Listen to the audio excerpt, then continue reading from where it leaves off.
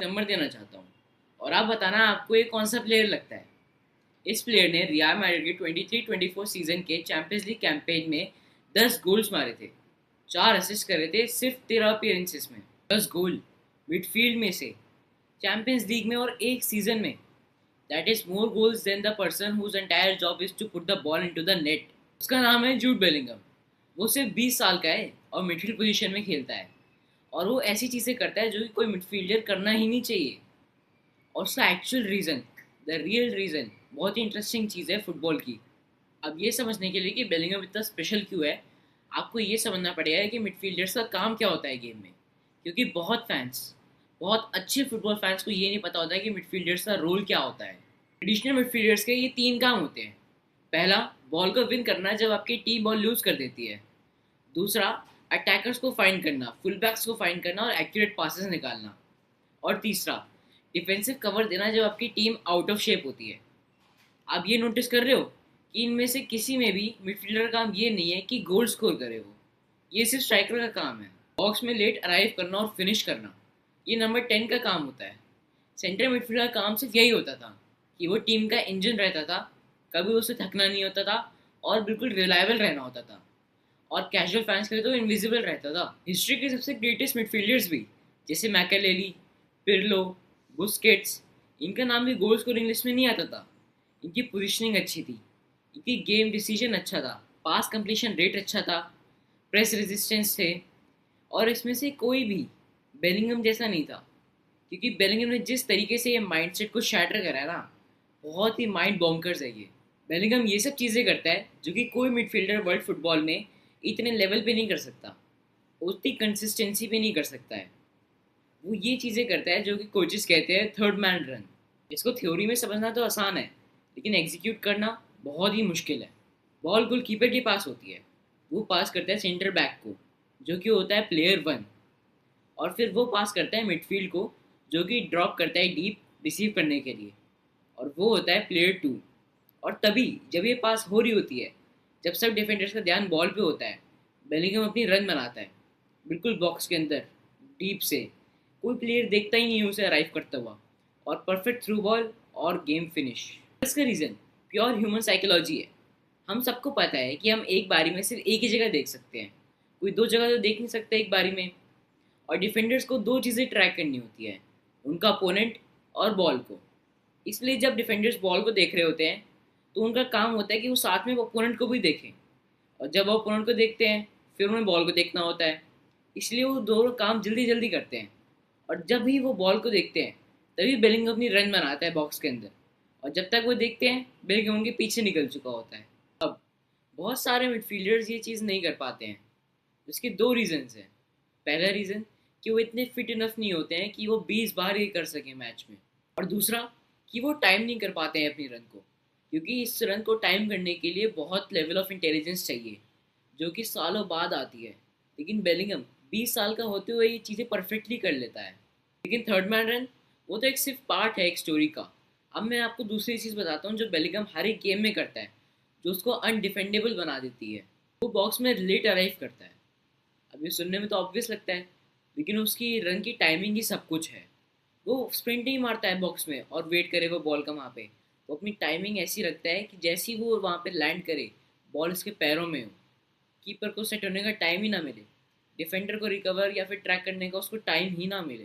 और ये चीज़ सिर्फ एक ही इंसान को पता होता है, वो है बेलिंगम खुद। ये एक सिंपल चेस है। बेलिंगम बाकी 21 प्लेयरों से 4-5 स्टेप आगे रहता है, और उसे सब पता होता है कि वो क्या करने वाला है। और वो एक फिजिकल बीस्ट है, इसलिए वो हर बार इसको एग्जीक्यूट कर पाता है। अब हर एक अच्छे फुटबॉल फैन के मन में एक क्वेश्चन आ रहा होगा कि अगर थर्ड मैन रन इतनी इफेक्टिव है तो सारे मिडफील्डर क्यों नहीं करते हैं। इसके दो रीजंस हैं। पहला, फिजिकल। बेलिंगम की फिजिकल प्रोफाइल बहुत ही नॉर्मल है सेंटर मिडफील्डर के लिए। वो 6 फुट 1 इंच का है, वो एरियली डिफेंडर को होल्ड कर सकता है, वो 40 मीटर की स्प्रिंट मार सकता है, और तब भी वो बॉक्स में कंपोजर के साथ फिनिश कर सकता है।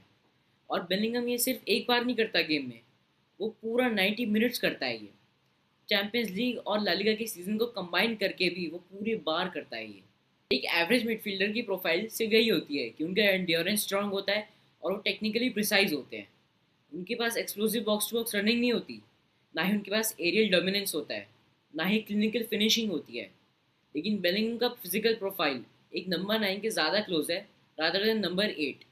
वो बस नंबर 8 पोजीशन पे खेलता है। Second reason, cognitive.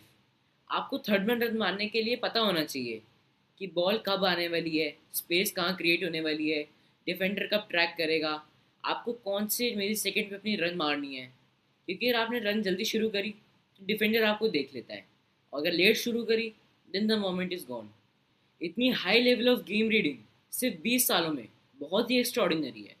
बहुत सारे प्लेयर्स तो ये क्रिएट करने के लिए ही सालों साल लगा देते हैं, और बेलिंगम के सिस्टम में तो मानो ये प्री इंस्टॉल्ड है। बेलिंगम के गेम का एक ऐसा पार्ट भी है जो कभी एनालाइज ही नहीं होता, क्योंकि वो हीट मैप्स में नहीं दिखता, ना ही वो एक्जी मॉडल्स में दिखता है, और ना ही वो प्रोग्रेसिव पासेस के चार्ट में दिखता है। बेलिंगम सिर्फ 20 साल का है और वो रियल मैड्रिड के लिए खेलता है, एक ऐसा क्लब जहां परफॉर्म करने का प्रेशर कहीं नहीं मिलेगा वर्ल्ड फुटबॉल में। एक ऐसा क्लब जहां पे तो एक्सपीरियंस प्लेयर्स नहीं टिक पाते हैं, और बेलिंगम वहाँ इतना अच्छा कैसे खेल रहा है। बेलिंगम रियल मैड्रिड आते ही टीम के मोस्ट इंपॉर्टेंट प्लेयर बन गए थे। One of the most important नहीं, द मोस्ट इंपॉर्टेंट। उनके डेब्यू सीजन में उन्हें ऐसा कर दिखाया जो सीनियर प्लेयर्स भी नहीं कर पाए थे। उसकी बॉडी लैंग्वेज देखो जब रियल मैड्रिड हार रही होती है, देखो वो कैसे अपने टीममेट से बात कर रहा होता है, उसके फेस पे वो एक्सप्रेशन जब वो एक अच्छी चांस मिस करता है। कोई पैनिक नहीं, ना ही कोई फ्रस्ट्रेशन। वो प्रोसेस करता है and then moves on immediately every single time. This emotional regulation at 20 years in Real Madrid, at this pressure in the Champions League is perhaps one of the most remarkable things about him. क्योंकि runs और goals तो कुछ तक सिखाए भी जा सकते हैं, लेकिन ये चीज़ नहीं सिखाई जा सकती, ये करेक्टर। और ऐसा करेक्टर इस लेवल पे, इस एज पे होना बहुत ही रेयरेस्ट थिंग्स है फुटबॉल में। अब मैं आपसे एक क्वेश्चन पूछना चाहता हूँ। जूड बेलिंगम सिर्फ 20 साल का है और उसने आर्गुएबली सबसे इम्प्रेसिव डेब्यू सीजन रिकॉर्ड करा है, वो भी रियल मैड्रिड पे। उसके numbers, stats, goals and assist सब हिस्टोरिकली अनयूजुअल हैं। तो क्या वो अभी वर्ल्ड का बेस्ट मिडफील्डर बन चुका है? क्योंकि पेद्री एग्जिस्ट करता है, और प्लेयर्स जैसे केविन डे ब्रुइन अपने पीक पे एक्स्ट्राऑर्डिनरी लेवल्स प्रोड्यूस करते थे in the most competitive league in the world. और बेलिंगम अभी उससे टेस्ट नहीं हुआ है। बेलिंगम ऐसी चीज़ें कर रहा है जो कोई मिडफील्डर नहीं कर सकता, लेकिन उसने सिर्फ ये 1 से 2 साल तक ही करा है। लेकिन प्लेयर्स जैसे जिदान, इनिएस्टा, जावी, पिर्लो ये सालों से करते हुए आ रहे हैं। जूड बेलिंगम वर्ल्ड का बेस्ट मिडफील्डर है या फिर बन सकता है? आपको क्या लगता है, क्या वो ब्रिलियंट है या फिर उसे अभी आपको प्रूव करना ज़रूरी है? कमेंट्स में बताना मेरे को, मैं हर एक कमेंट को पढ़ूंगा।